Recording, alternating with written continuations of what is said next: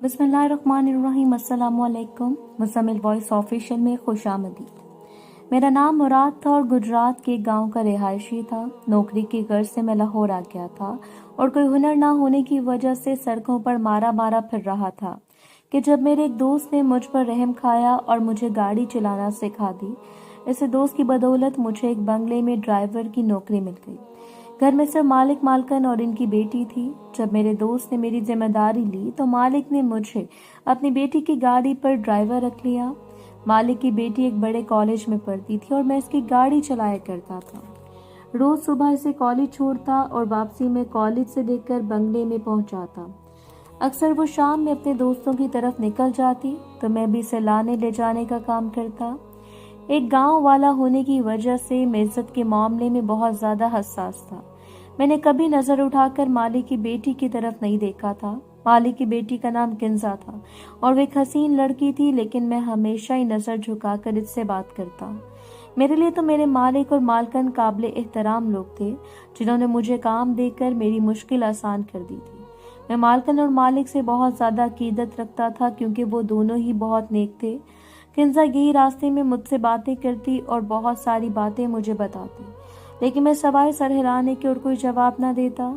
वो बिला वजह की ज़हीन थी और हर क्लास में अव्वल आती थी। किंजा बीबी मुंह में सोने का नवाला लेकर पैदा हुई थी। मालिक इनकी हर बात फौरन पूरी कर देते। किंजा ने गाड़ी की फरमाइश की तो मालिक ने फौरन इन्हें नई गाड़ी खरीद कर दे दी। किंजा बीबी मुझे कहने लगी कि देखो, मैंने तुम्हारे लिए नई गाड़ी ली है। इनकी बात सुनकर मैं मुस्कुरा दिया। वो अक्सर ही बातों बातों में मुझे छेड़ती और मेरे साथ फ्री होने की कोशिश करती, लेकिन मैं कभी अपनी हद से तजावुज न करता।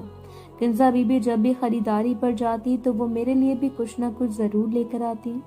किंजा बीबी को मालूम था कि मेरी बहन की शादी होने वाली है। वो मेरी बहन के लिए भी कुछ न कुछ खरीद कर दिया करती थी कि इसकी शादी के लिए गांव भिजवा दो। मैं इनकी आदत और इखलाक से बहुत मुतासर था, लेकिन मुझे क्या खबर थी कि यही किंजा एक दिन मेरे किरदार को पाश पाश कर देगी। किंजा बीबी कम उम्री में शादी उनकी हो गई और वो शादी होकर अपनी खाला के घर जाने वाली थी। किंजा इन्हीं गाड़ी में अक्सर इन्हें फोन पर अपने दोस्तों से बातें कर रही होती, जिसमें इनके मंगेतर का भी कहीं न कहीं नाम आता, लेकिन मैं कभी इनकी बात सुनने की कोशिश नहीं करता और अपना ध्यान इधर उधर लगाए रखता। सर्दियों के दिन थे कि जब मालिक और मालकन को अचानक अमेरिका जाना पड़ा था, क्योंकि मालिक के बड़े भाई जो अमेरिका में रिहाइश पजीर थे, इनकी हालत बहुत नाजुक थी और वो अपने आखिरी वक्त में अपने भाई को अपने पास देखना चाहते थे। किंजा बीबी के इम्तिहानात सर पर होने की वजह से मजबूरन वो दोनों अपनी इकलौती बेटी को घर पर छोड़ गए। मालिक ने जाते जाते मुझे जिम्मेदारी सौंप दी थी कि मैं किंजा बीबी को कॉलेज लाने ले जाने का काम पूरी जिम्मेदारी के साथ करूं और इनका ख्याल रखूं, क्योंकि मुझे मालिक के साथ काम करते हुए 2 साल होने वाले थे। इसलिए वो लोग मुझ पर बहुत ज्यादा भरोसा करने लगे थे। मालिक को अच्छे से इल्म था कि मैंने कभी नजर भरकर इनकी बेटी की तरफ नहीं देखा।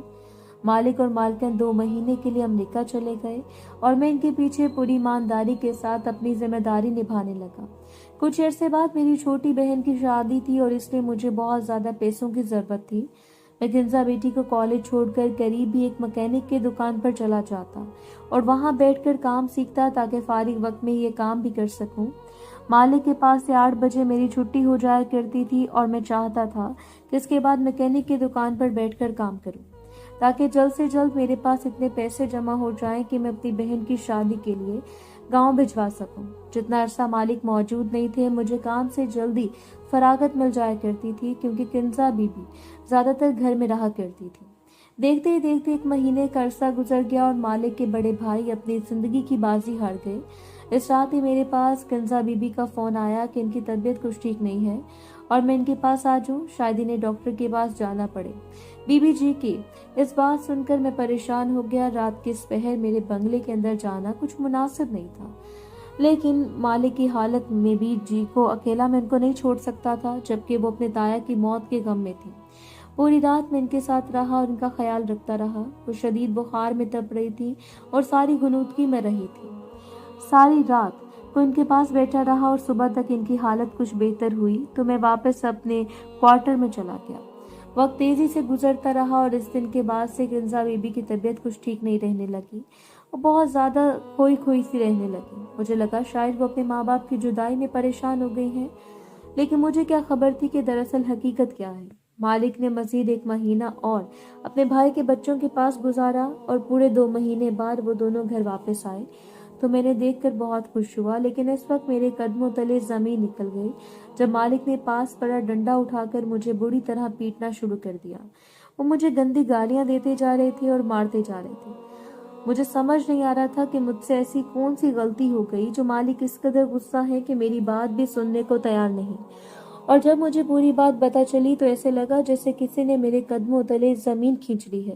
کنزا بی بی نے مجھ پر یہ الزام لگایا تھا کہ میں نے ان کے ساتھ زبردستی کی ہے اور وہ اب امید سے ہیں، اور یہ بات ڈر کے مارے انہوں نے اپنے ماں باپ کو فون پر نہیں بتائی کہ میں نے کوئی نقصان نہ پہنچا دوں۔ میں نے حیرت سے کنزا بی بی کو دیکھا جو کمال ڈھٹائی سے جھوٹ پر جھوٹ بول رہی تھی۔ میں تو کنزا بی بی کو بہت سیدھا سادہ اور معصوم سمجھتا تھا، لیکن انہوں نے تو میرے ہی کردار کو داغدار کر دیا۔ مالک میری کوئی بات سننے کو راضی نہیں تھے اور کنزا بی بی اپنے جھوٹ سے پیچھے بچنے کو تیار نہیں تھی۔ وہ کہہ رہی تھی کہ جس رات آیا کا انتقال ہوا ان کی طبیعت ٹھیک نہیں تھی۔ انہوں نے مجھے کمرے میں بلایا تھا۔ انہیں لگا کہ شاید انہیں ڈاکٹر کی ضرورت ہے، لیکن میں ہسپتال لے جانے کی بجائے ان کے ساتھ غلط کام کر بیٹھا۔ مالک نے پولیس کو بلا کر مجھے جیل میں ڈلوانے کا فیصلہ کیا، لیکن کنزا بی بی نے انہیں روک دیا۔ کنزا نے اپنے والد کو کہا کہ ایسا کرنے سے ان کی عزت پر آنچ آئے گی۔ کنزا بی بی کے والد مجھے نوکری سے نکال چکے تھے اور میں بہت پریشان تھا۔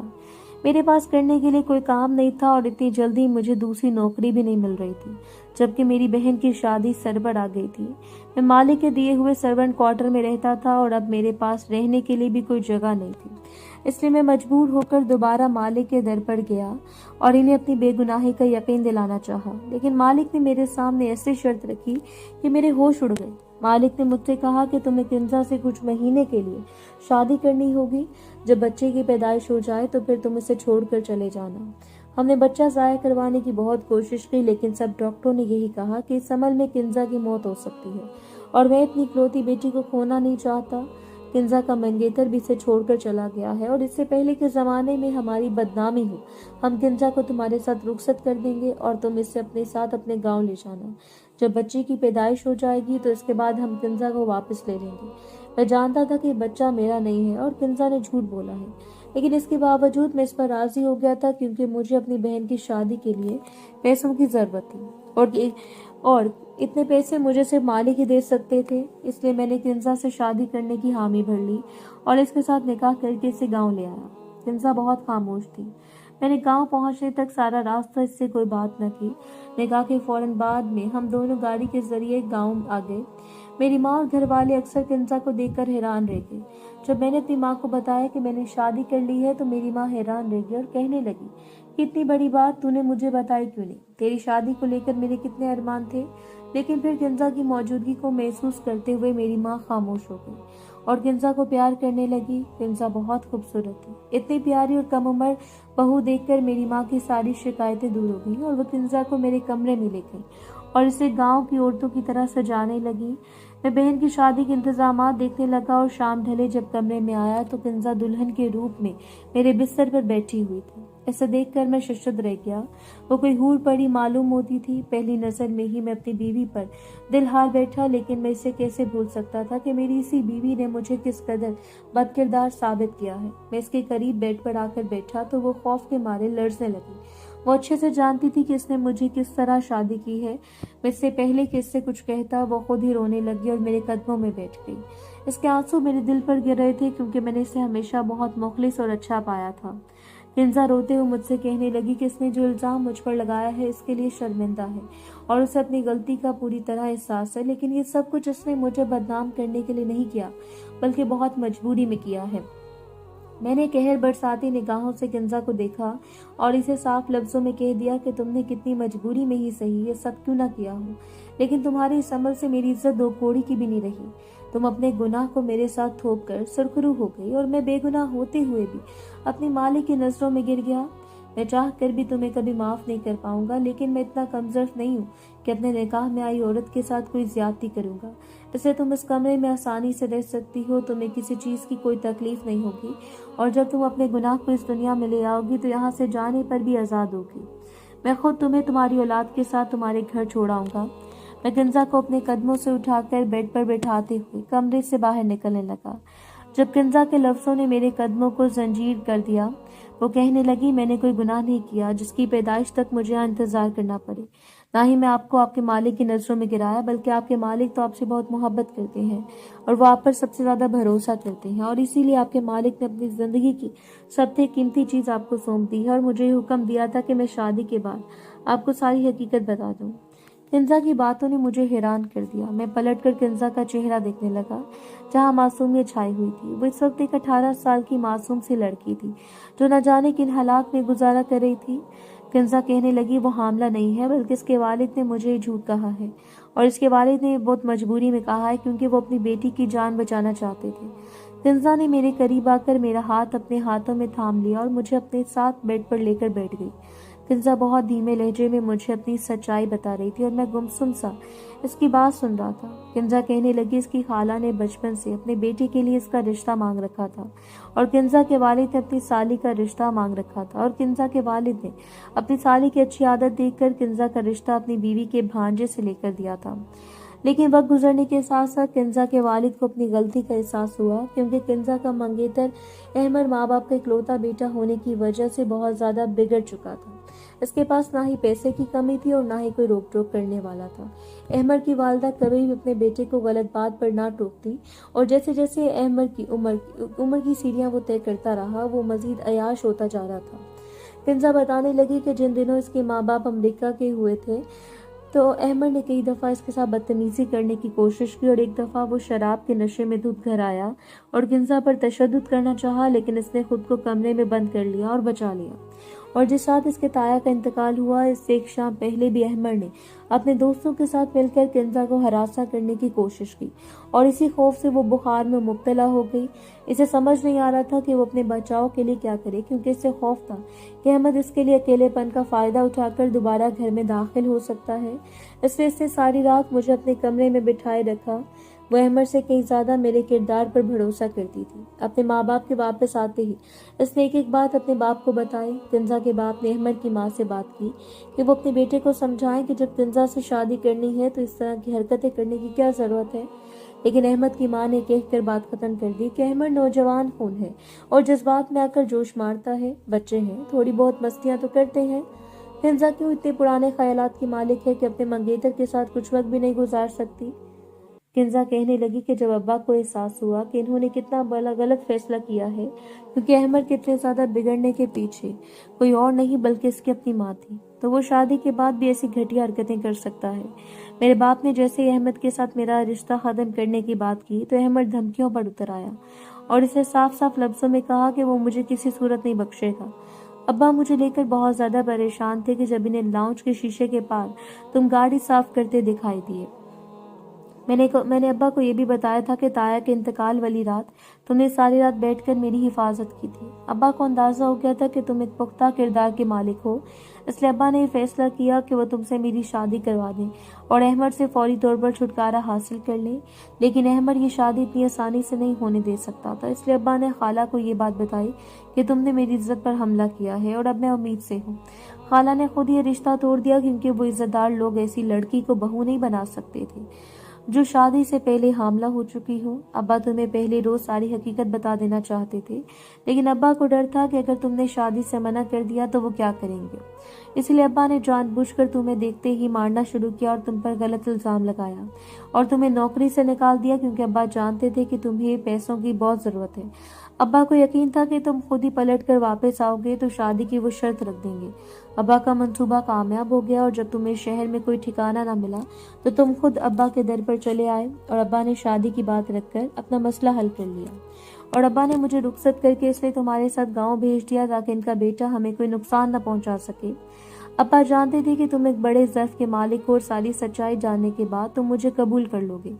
अब्बा को दुनिया की परख थी और अब्बा पहले ही दिन से कहते थे कि तुम बिल्कुल भी लालची आदमी नहीं हो, बल्कि एक पुख्ता किरदार के नेक इंसान हो। तुम चाहो तो मैं ये बात साबित कर सकती हूँ कि मैं हामला नहीं हूँ और ना ही किसी नामहरम ने मुझे कभी हाथ लगाया है। بہت مجبوری میں ابا نے مجھے تمہارے نکاح میں دے دیا اور میں نے اپنے پورے دل سے تم سے نکاح کیا ہے، کیونکہ میں خود بھی تمہاری اچھائی کی گواہ ہوں۔ ہو سکے تو مجھے اور میرے باپ کو بس ایک جھوٹ کے لیے معاف کر دو۔ کنزا کی آنکھوں سے آنسو ٹپک رہے تھے اور مجھے ان آنسوؤں میں ایک باپ بیٹی کی بے بسی دکھائی دے رہی تھی۔ میں نے کنزا کو فارغ نہیں کیا بلکہ اپنے سینے سے لگا لیا۔ وہ بہت پیاری لڑکی تھی جسے شاید خدا نے اس طرح میرے نصیب میں لکھا تھا۔ میری ماں نے بہن کی شادی کی رسموں کے ساتھ ساتھ میری بھی شادی کی رسم شروع کی۔ میں ہر دن اپنی بیوی کو گاؤں کے رسم و رواج کے حساب سے سجنا سنورنا دیکھ کر نہال ہو رہا تھا۔ کنزا نے اپنے باپ کو فون کر کے بتایا تھا کہ ہماری شادی کی رسمیں ہو رہی ہیں، تو کنزا کے ماں باپ بھی خاموشی سے میرے گاؤں چلے آئے اور وہ بھی ہماری شادی میں شریک ہو رہے تھے۔ میرے مالک نے آتے ہاتھ جوڑ کر مجھ سے اپنے کیے کی معافی مانگی تھی، لیکن میں تو انہیں پہلے معاف کر چکا تھا۔ میں خود ایک بہن کا بھائی تھا اور مجھے اچھی طرح اندازہ تھا کہ کوئی بھی باپ یا بھائی اپنی بیٹی کی شادی کسی بھی ایسے شخص سے نہیں کر سکتا جو بد کردار اور عیاش ہو۔ ایک بات جو مجھے اچھی طرح سمجھ آ گئی تھی وہ یہ کہ اپنے بچوں کی قسمت کے فیصلے ان کے بچپن میں نہیں کرنے چاہیے، کیونکہ بڑے ہو کر وہ نہ جانے کون سا راستہ اختیار کریں یا ان کے دل میں کسی اور کی محبت گھر کر جائے۔ آپ اس بات سے واقف نہیں ہو سکتے اور اپنی بہن یا بیٹی یا اتنی ارزاں نہیں ہوتی کہ آپ اسے کسی بد کردار شخص کے ساتھ بیاہ دیں جس کے دل میں اس کی کوئی بھی اور تصویر ہو۔